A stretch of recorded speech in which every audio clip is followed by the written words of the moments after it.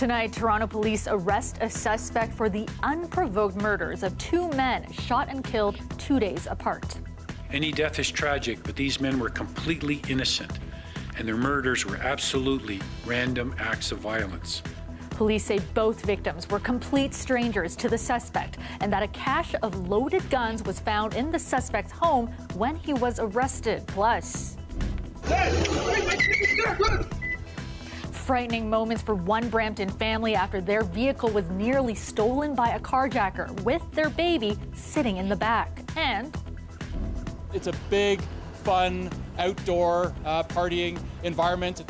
Raptors fans rejoice Jurassic Park is reopening on Saturday for the team's playoff run, the first return of the outdoor tailgate since the Raps won the championship in 2019.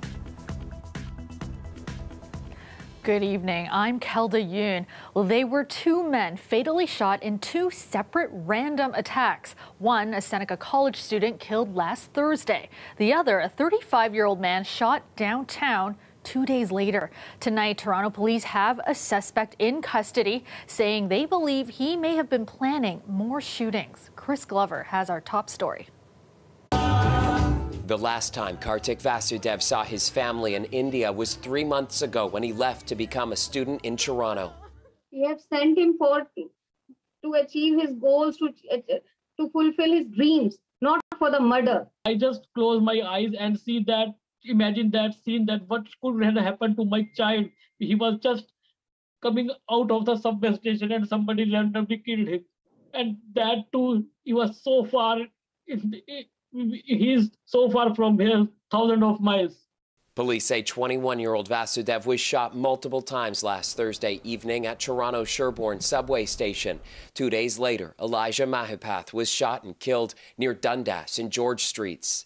We were able to connect the dots very, very early just by the nature of the offense. Any death is tragic, but these men were completely innocent, and their murders were absolutely random acts of violence.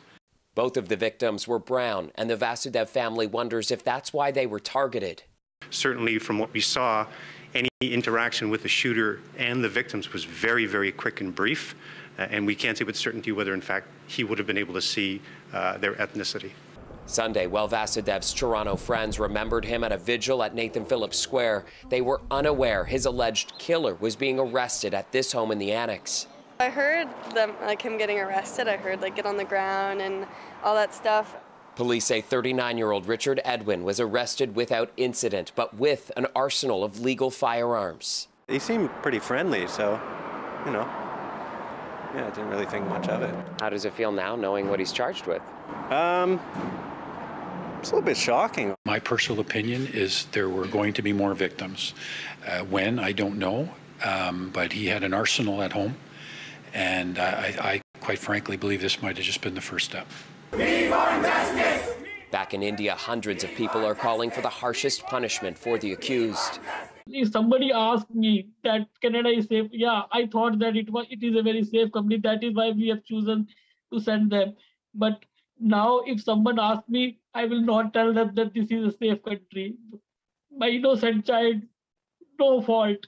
Now, the accused was at College Park Courthouse yesterday. He is now charged with 2 counts of first-degree murder, and police say that at this point, there's very little known about him other than the fact that he does not have a criminal record, and they're asking anyone with information about the accused to come forward. Chris Glover, CBC News, Toronto.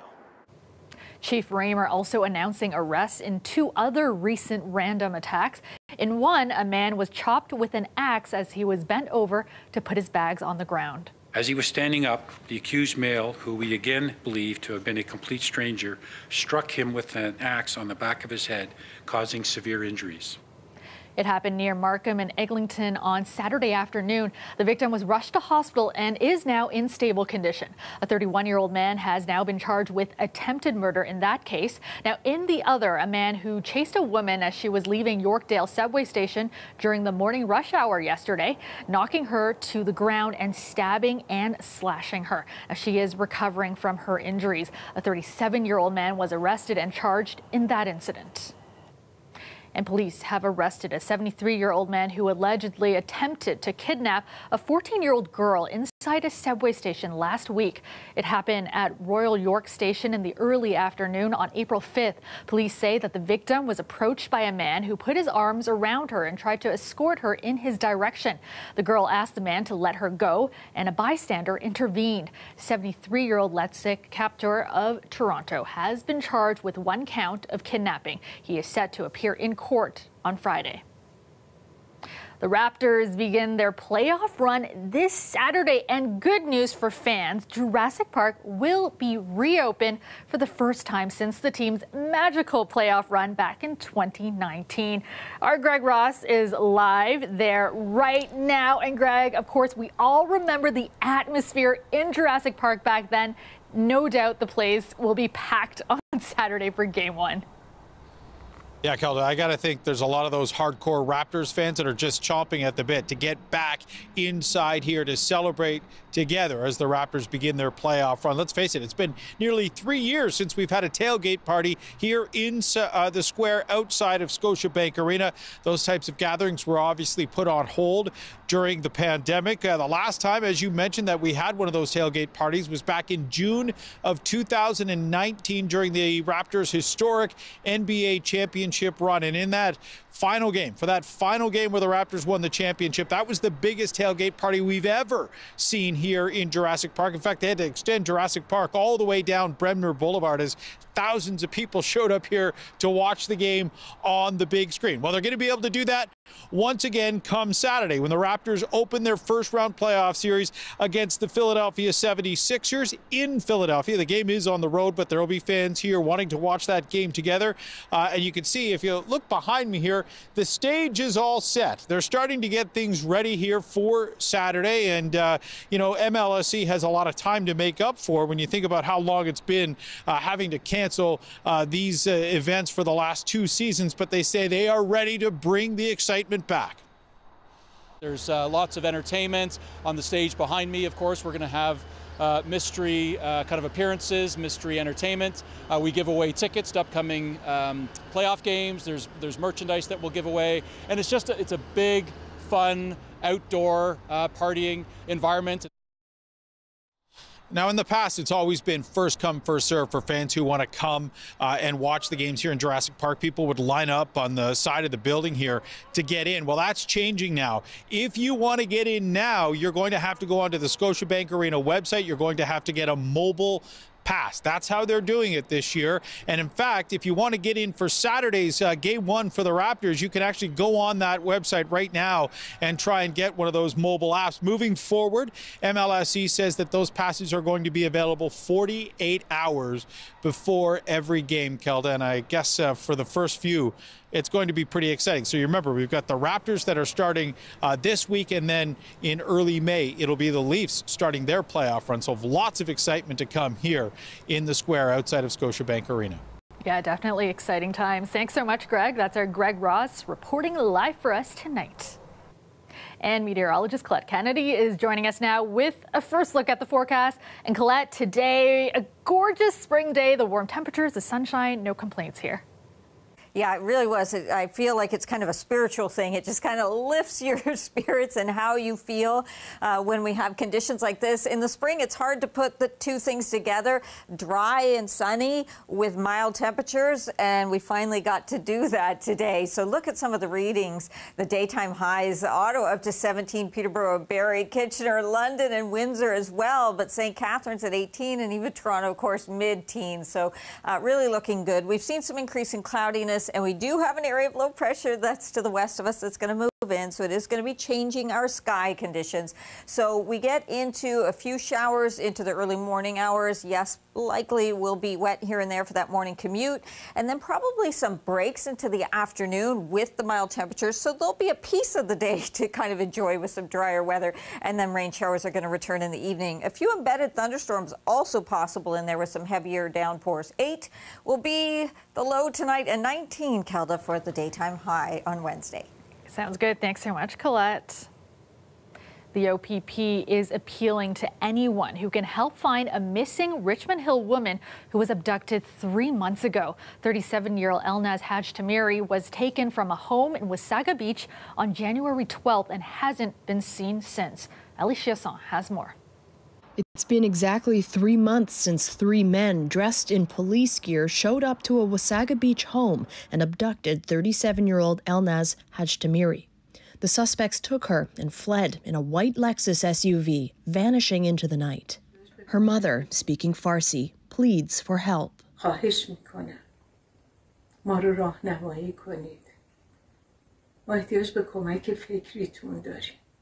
Whilst our greatest hope is that Elnaz will be found alive, our biggest fear is that she would not and will not.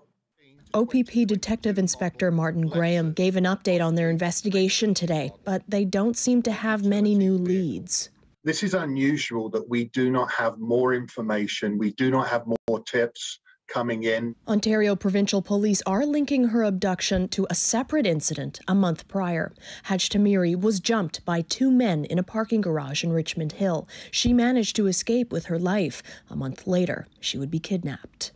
This is a concerted effort over a period of time to target one vulnerable victim. Police did arrest her ex-boyfriend a few days later. 34-year-old Mohammed Lilo was charged with criminal harassment, but not for Hajtamiri's abduction. He's out on bail. He can provide information that may be the key to unlocking this scenario. The OPP inspector won't comment on how forthcoming he's being. We do not have the answers that we rightly are expected to provide to Elnaz's family. There are people out there still that have information that they may think is not of any importance, but it could well be. Without any clear motive as to why Hajtamiri was targeted, police welcome any lead they can get, and so would her family.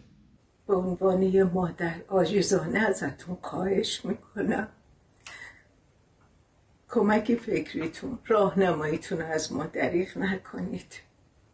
خواهش میکنم هر راهی که امکان داره ما به الناز برسیم.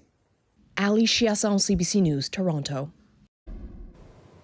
Welcome back. A new report on waste finds the food industry is throwing out way too much food. This as many are struggling with the rising cost of groceries and turning to food banks to survive. Lorena Redekop has more.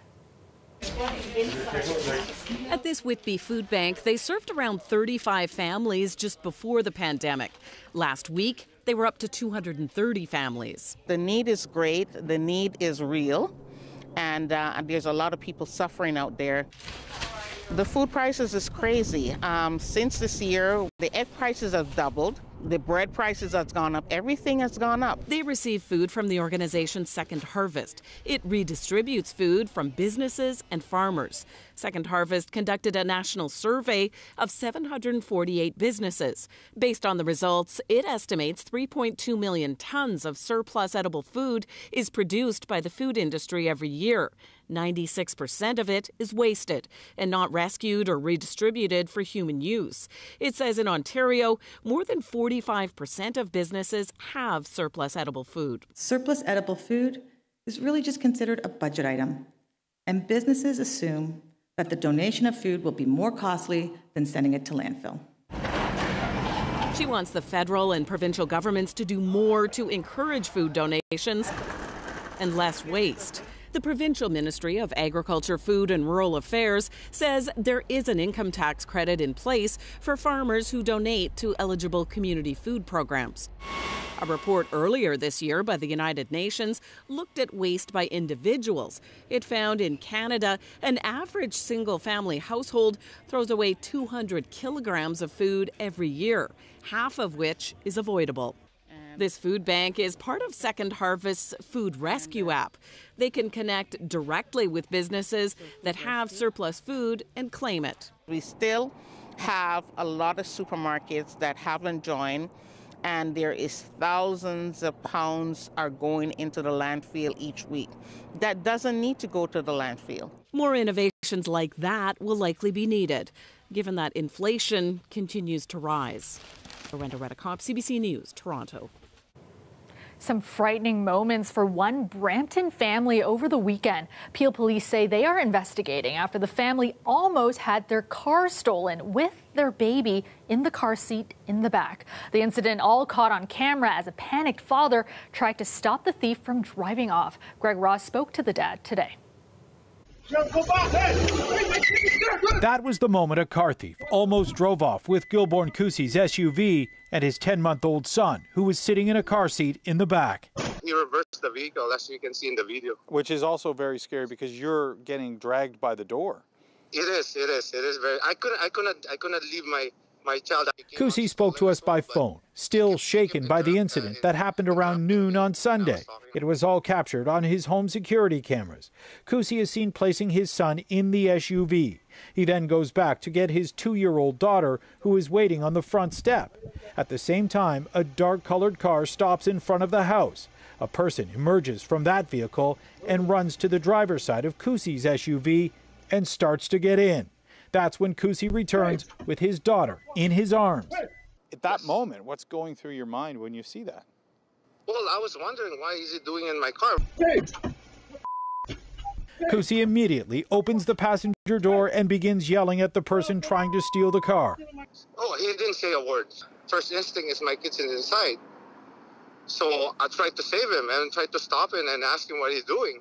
I thought he was just a young kid that looking for some change. The car thief attempts to reverse out of the driveway with Cousey and his young daughter hanging out of the passenger door. Eventually, the intruder gets out of Cousey's SUV and runs back to the dark-colored car. Once he was running away, there must have been a sense of relief. You knew your child was safe. Yes. The only thing I want to do is to try to scare him off and then just to be safe. Cousey says he memorized the license plate before the car drove off. I had the license plate, but it came out stolen as well. The suspect is not known at this time.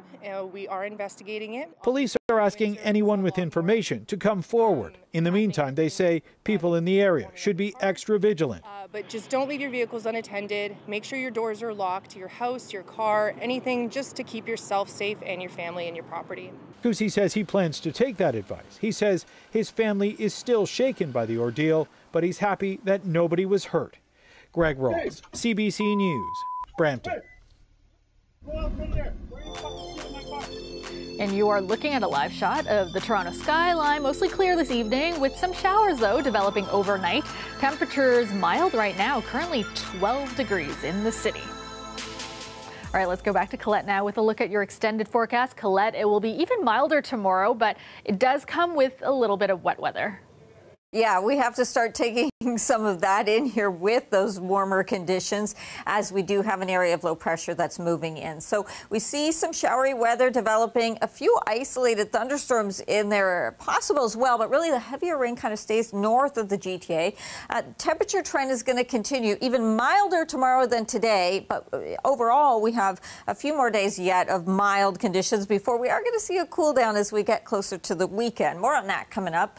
Let me just show you what's happening in terms of the weather with this system, and we do see some cloudiness through the overnight hours, a few showers popping up, a little bit of fog into southwestern Ontario is possible.